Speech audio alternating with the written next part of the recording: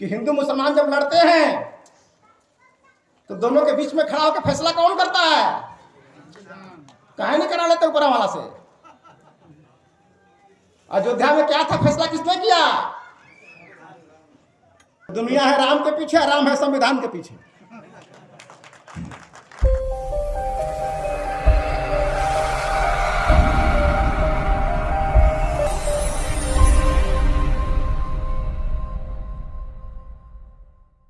बोला ना किसी ने, ताला हमारे प्रबंधक जी बोले कि ताला नहीं पड़ता था। हमारे जयप्रकाश जी बोले थे ताला, ताला के पीछे फिलॉसफी क्या है? ताला क्यों लगाया जाता है? चोरी से बचने के लिए। ये पूरा गांव है ना, ये पूरा गांव है। अब ये पूरा गांव ईमानदारों का गांव है कि चोरों का गांव है? कहिए तो आप गोली मार देंगे। अगर कहा दे तो गोली लोग मार देंगे अभी, ठीक है? तो अगर एक घर में ताला लगा तो किसके डर से? अपने पड़ोसी के घर से, कि हम तो अकेले ईमानदार इस गांव में रहते हैं, कोना में पड़ोसिया मेरा चोर है, पता नहीं कुछ चुरा लेगा। तो इसने लगाया ताला पड़ोसी के डर से, और पड़ोसी ने ताला किसके डर से लगाया? इसके डर से, बगल वाले के डर से, और उसने लगाया उसके डर से। यानी सब ईमानदारों का गांव है। यानी जो ताला लगा रहे हैं वो ईमानदार है, जो नहीं लगा रहे उसको छोड़ के, है कि नहीं है? इसका मतलब ये हुआ कि हर इंसान चोर है, लेकिन अपने को चोर मानने के लिए कोई तैयार नहीं है। इसी को भगवान बुद्ध ने कहा, उस अपरिश को बुद्ध ने कहा कि मैं बकुरा, मैं किसको ढूंढने जा रहा हूं? सारी कमी तेरे अंदर है। अगर मैं अपनी बहन का सम्मान करता हूं, अगर मेरा बेटा बहनों का सम्मान करता है, और हर घर का पड़ोसी, हर घर का लड़का अपनी बहनों का सम्मान करेगा, तो फिर बलात्कार जैसी कोई घटना होने की संभावना है? तो जब बलात्कार नहीं होंगे, चोरी नहीं होंगे, तो बेरोजगारी छा जाएगी। कैसी बेरोजगारी? थाना पुलिस सब बेकार हो जाएंगे, हो जाएंगे नहीं हो जाएंगे? इसीलिए भगवान बुद्ध का, यानी लाख रोगों की एक दवाई, लाख रोगों की। जैसे बाबा साहब ने भी भगवान बुद्ध को अपनाया, राजा अशोक ने भी अपनाया, राहुल शंकराचार्य ने भी अपनाया, सुनीत भंगी ने भी अपनाया, आम्रपाली ने भी अपनाया, राहुल शंकराचार्य ने भी अपनाया। तो सारे लोगों ने अपनाया भगवान बुद्ध के धर्म को ही। यानी दवाई सबने कहीं खाया, लेकिन रोग सबके अलग अलग थे। ये देखिए तमाशा, आम्रपाली की समस्या दूसरी थी, वो दूसरी समस्या थी, आप जान रहे हो, वैश्या थी। सुनीत की समस्या थी कोई छूता नहीं था। अशोक की समस्या थी कि सब जीतने के बाद बेचैन थे, इतना बड़ा जीतने के बाद भी बेचैन थे, नींद नहीं आती थी अशोक को रात में। इतना बड़ा राजा हूं, नींद नहीं आ रही है, किस काम का ये पूरा साम्राज्य? और बाबा साहब की समस्या यह थी कि दुनिया कोई छूती नहीं थी और समाज को कोई छूता नहीं था। तो रोग सबके अलग अलग थे, लेकिन इलाज सबका। तो लाख रोगों की एक दवाई, और सब है हवा हवाई, और सब है हवा हवाई। बस डोज तय करना कि कितना पावर में किसको खाना है, बस सबका समाधान हो जाएगा। एक दवाई का सब समस्या है। लेकिन लोग भगवान बुद्ध का, हम तो भगवान बुद्ध के विरोधी हैं। बहुत लोग कहते हैं अरे भगवान बुद्ध का विरोध करके तो सांस नहीं ले सकता है, सांस नहीं ले सकता है। जाने अनजाने में तू चाहे हिंदू है चाहे मुसलमान है, तू भगवान बुद्ध का ही अनुयायी है, भले तुझे पता हो चाहे नहीं हो। अगर व्यक्ति झूठ बोलता है, एक नंबर का झूठा है, तो हिंदू है या मुसलमान है क्या फर्क पड़ता है? अगर आदमी एक नंबर का झूठा है, तो हिंदू है चाहे मुसलमान है क्या फर्क पड़ता है? अगर उसने झूठ बोलना छोड़ दिया है, तो हिंदू है मुसलमान है क्या फर्क पड़ता है? क्या फर्क पड़ता है?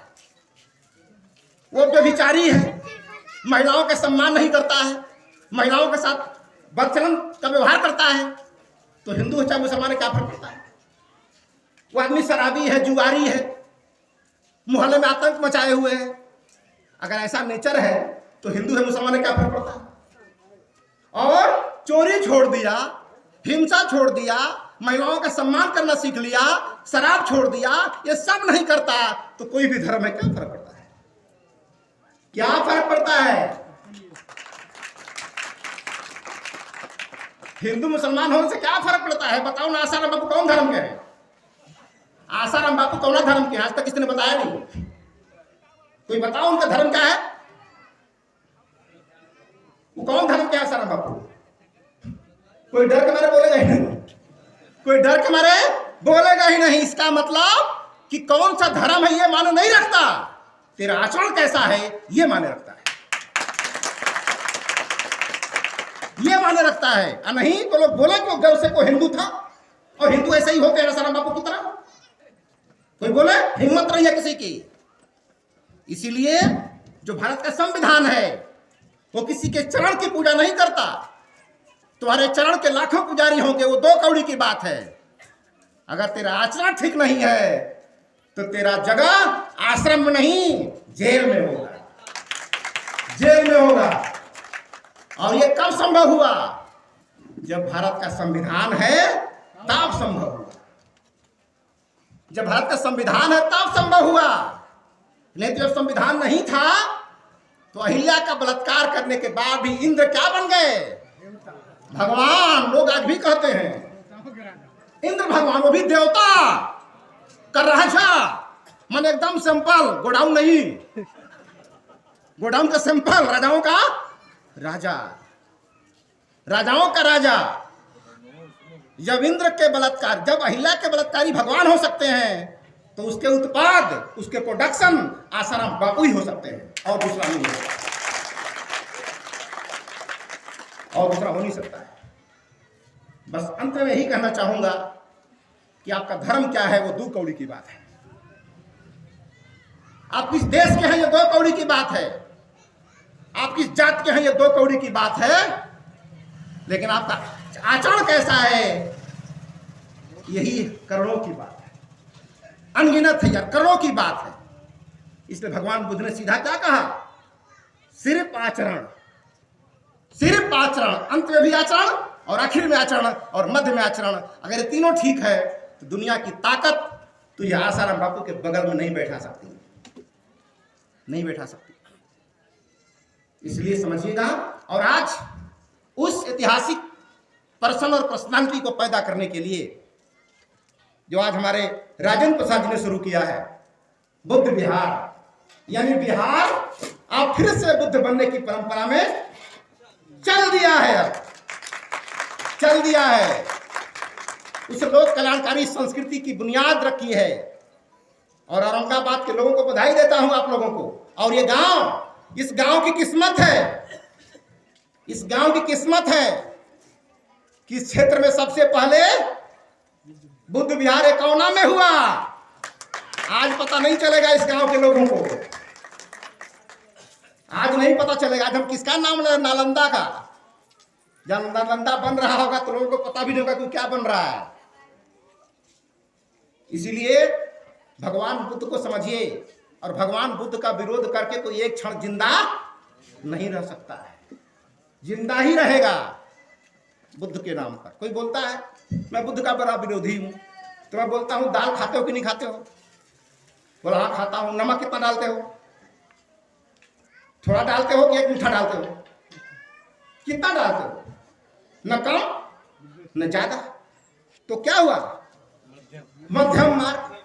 अब बुद्ध का विरोधी उसे मानूंगा जो एक मुट्ठा डाल के खाए रोज, पर हम कट्टर विरोधी तो नहीं मानेंगे। नहीं मतलब एक मुट्ठा डाल, क्या थोड़ा सा डाल रहा है? यानी जाने अनजाने में ही तो बुद्ध को मान रहा है, लेकिन बिना माने वो जिंदा नहीं रह सकता। क्योंकि बुद्ध कोई व्यक्ति नहीं है, और दवा का कोई धर्म नहीं होता है, दवा कोई मजहब नहीं होता है। पेट दर्द हो रहा है, पेट दर्द हो रहा है तो दवाई खरीदने कहाँ जाते हैं? दवाइयाँ पूछती है कि तू हिंदू है कि मुसलमान है? किसके पेट में घुसूंगा? कि अंदरवा पेटवा में जाके सर्च करती कि हिंदू का पेट है कि मुसलमान का पेट है। दवाइयाँ पूछती है कि तू हिंदू का पेट है कि मुसलमान का पेट है। उसको हिंदू मुसलमान से कोई मतलब नहीं, उस दवा का मतलब सिर्फ दर्द से है, उस दवा का मतलब सिर्फ दर्द से है। वो हिंदू के पेट में हो चाहे मुसलमान के पेट में हो, वो दर्द ठीक होगा ही अगर दवा है तो, है नहीं है। तो दवा का कोई मजहब नहीं होता, तो भगवान बुद्ध की शिक्षाओं का कोई मजहब नहीं है। भगवान बुद्ध की शिक्षा में कोई मजहब नहीं है। बहुत सारे करोड़ लोग हैं जो बौद्ध धर्म में नहीं है लेकिन बुद्ध के कट्टर अनुयायी हैं। बहुत सारे ऐसे भी लोग जो बुद्ध के धर्म में हैं लेकिन एक अक्षर बुद्ध के बारे में जानते हैं। क्या मतलब है भैया? ये कोई ऐसी नाव नहीं कि अगरबत्ती हिला के पार कर सकते हो। नाव चलाना ही पड़ेगा। तो बुद्ध का अनुयायी रहेगा तब भी और नहीं रहेगा। क्या हमारे महाप्रबंधक जी ने कहा कि आपने हत्या किया है तो धारा 302 लगेगी ही। तुम गौतम बुद्ध रहो चाहे सम्राट अशोक रहो, बुद्ध भी रहोगे तो धारा 300 लगेगी, है कि नहीं है? इसीलिए इस संविधान की महानता है कि दुनिया को फैसला करने वाला जज भी जेल जाता है, जरूरत पड़ती है। ज्यादा नहीं आता। ये हमारे संविधान का पावर है। हमारी तकदीर लिखी जाती है संविधान से। आप पैदा हुए हो, जब तक संविधान लिखेगा नहीं तब तक आप पैदा हुए नहीं माने जाओगे, भले पैदा हुए रहो। एग्जाम्पल लेना है, अपने बच्चे का एडमिशन लेने जाइए आप किसी स्कूल में, बोलेगा सॉरी इसका एडमिशन ले लीजिए। बोले इसका जन्म प्रमाण पत्र कहाँ है? तो बोलेगा ये पैदा हुआ तब ना है कि प्रमाण पत्र क्या जरूरत है? ये पैदा हुआ है तभी तो आया है, अब प्रमाण की क्या जरूरत है? बोला हम पैदा मानेंगे नहीं। तो वो जन्म प्रमाण पत्र न किसी मुल्ला का माना जाएगा, ना किसी मौलवी का, ना किसी पंडित जी का। कितनों कहते रहेंगे इनका जन्म प्रमाण तो हम माने, नहीं होगा। जब तक नगर निगम लिख के नहीं देगा, ग्राम पंचायत का मुखिया लिख के नहीं देगा, तब तक आपका जन्म प्रूफ। तो आपका जन्म कौन तय कर रहा है? भारत का संविधान। आप क्या कहते हो? ऊपर वाला तय करता है। ऊपर वाला ठेल देगा, नीचे वाला स्वीकार नहीं करेगा तो मान्य नहीं होगा, भाग यहाँ से। समझे आप? आपको लगता है ऊपर वाला पावर है?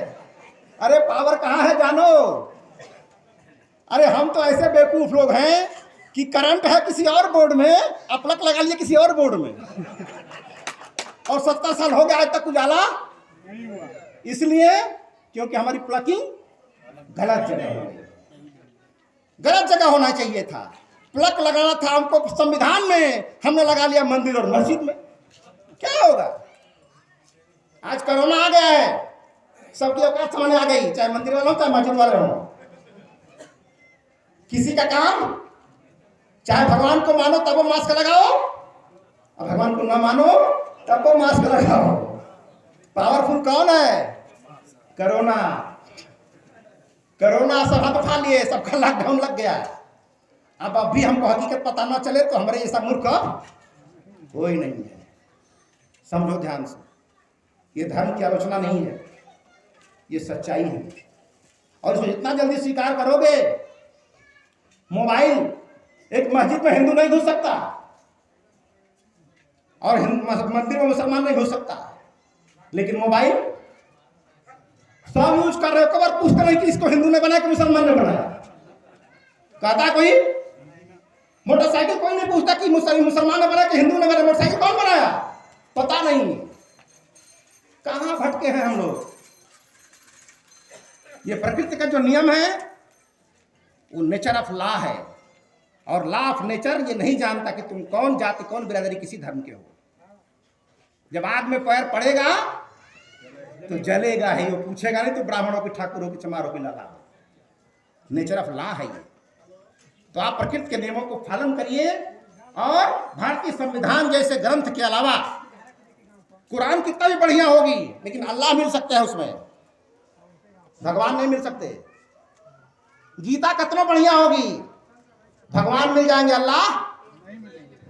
लेकिन भारतीय संविधान को दिल में उतार लो, वहां पर अल्लाह भी मिल जाएगा और भगवान भी मिल जाएगा। आजमा के देखो। क्यों?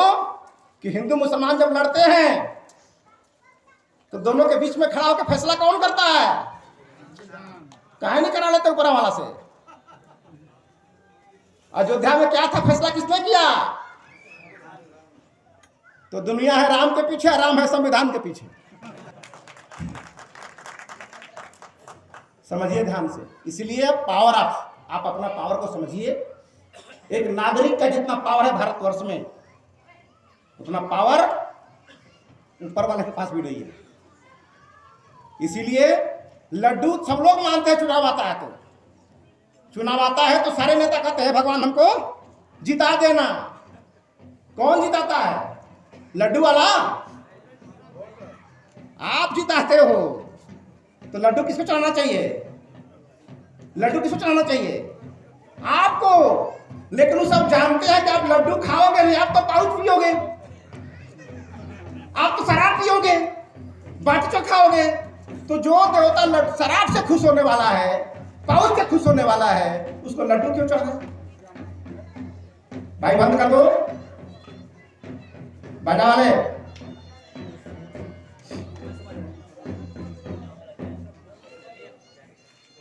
बंद कर दीजिए।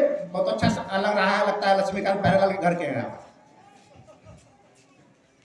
तो बहुत ज्यादा नहीं कहूंगा, समय बहुत ज्यादा हो रहा है। और जितनी बातें मैंने कही है, अगर इसमें एक लाइन भी बात समझ में आ गई हो आपको और आपने उसको जीवन में उतार लिया तो मैं समझूंगा मेरे 1 घंटे कामयाब हो गए। 1 घंटे कामयाब हो गए जीवन के। इसलिए आज जो बुद्ध विहार बना है ये बहुत ऐतिहासिक काम हुआ है। और मैं उन सभी कार्यकर्ताओं को जो यहाँ विभिन्न जिलों से, अरवल से, औरंगाबाद से, पटना से, तमाम क्षेत्रों से जो आए हैं, कैमूर से, उन सभी को अभिनंदन करता हूँ, स्वागत करता हूँ। और मैं अपील करता हूँ कि आप भगवान बुद्ध के जीवन को अपने सूत्रों में उतार लो। आपका जीवन का कल्याण हो जाएगा और आप सुधरेंगे तो आपको देखकर समाज परिवार सब सुधरेगा। इन्हीं चंद बातों के साथ अपनी वाणी को विराम देता हूँ। नमो बुद्धाय।